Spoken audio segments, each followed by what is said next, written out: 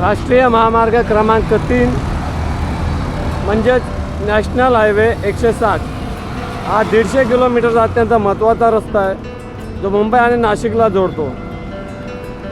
सदर हा जो राष्ट्रीय महामार्ग क्रमांक 3 आणि 160चा भाग आहे जो आग्र्यापर्यंत जातो। या मुंबई नाशिक महामार्गावर तुम्ही पाहू शकता इथे एक म्हणजे ट्रक्स वगैरे थांबवू नये असा बोर्ड लावलेला आहे। तरीसुद्धा या मुंबई नाशिक महामार्गावर ज्याचे आता आटपदरीकरणाचे काम झालेले तुम्ही पाहू शकता।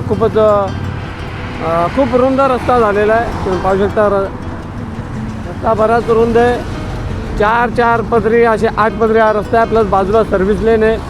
असे काही 12 पदर होते, परंतु जसे की इथे बोर्डवर दाखवलं आहे की इथे बोर्डवर लिहिलेलं आहे इथे पार्किंग करू नये रस्त्यावर। तर इथे रस्त्यांवर पार्किंग असते। इथून तुम्हाला मी पुढे देखील व्हिडिओ दाखवेल। बरेच ट्रक्स या ठिकाणी उभे असतात आणि तुम्ही जर मागच्या बाजूला पाहिलं तर तुम्हाला ते अजून देखील बऱ्याचशा गाड्या उभ्या दिसतील। या ठिकाणी देखील गाड्या उभ्या आहेत। या ज्या गाड्या उभ्या आहेत या सर्व्हिस रोडवर सुद्धा उभ्या नाहीत, मुख्य रस्त्यावर उभ्या आहेत। जो चार पदरीकरणाचा मुख्य रस्त्यावर उभ्या आहेत। सर्व्हिस रोडला देखील नाही किंवा सर्व्हिस रोडच्या बाजूला एखादा असेल कंपनीचे जे काय जागा वगैरे तिथे देखील नाही।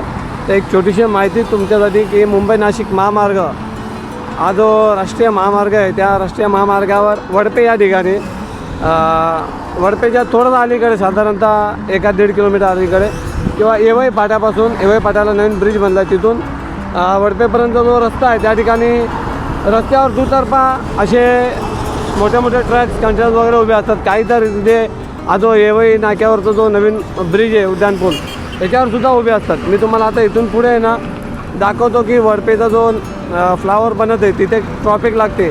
तिथे इतकी ट्रॉफिक लागलं असतं सुद्धा या रस्त्याच्या बाजूला मोठे ट्रक्स कंटेनर्स उभे असतात। इथे बोर्ड लावला आहे ट्रक्स कंटेनर्स उभे करू नये तरीसुद्धा। त्याला जाऊयात पुढे।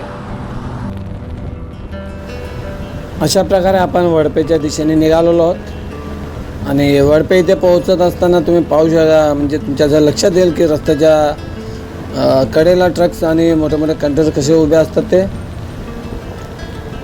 तुम्ही बघा। आता समोरच तुम्हाला तिथे बघा थोडा भला मोठा कंटेनर ट्रेलर वगैरे इथे देखील रांग लागलेली आहे। जसे की बोललो रस्त्याच्या आणि याच ठिकाणी भले मोठी अशी म्हणजे वाहतूक कोंडी झालेली असते।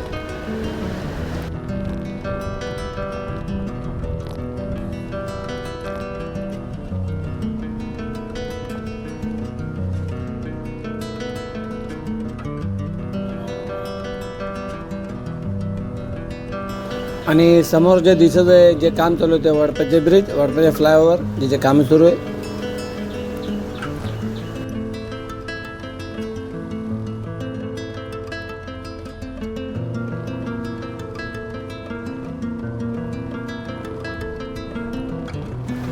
हे बघा किती कंटेनर्स उभे आहेत। सर्व्हिस रोड सोडून मुख्य रस्त्यावर उभ्या असलेल्या या गाड्या म्हणजे हा जो 8 लेन रोड वायडनिंग जे काम झालं आहे माजीवाडा ते वडपे या आटपदरीकरणाचे काम चालू झालेले रस्ता रुंदीकरणाचे ते या कंटेनर्ससाठी काय कंटेनर्स वगैरे ट्रक्स वगैरे जे उभे राहतात महामार्गावर त्यांच्यासाठी हे बनवलं आहे काय इतका आटपदरीकरण तेच समजत नाही आहे। कमेंट्समध्ये नक्की नमूद करा आपल्याला या संदर्भात काय वाटते ते।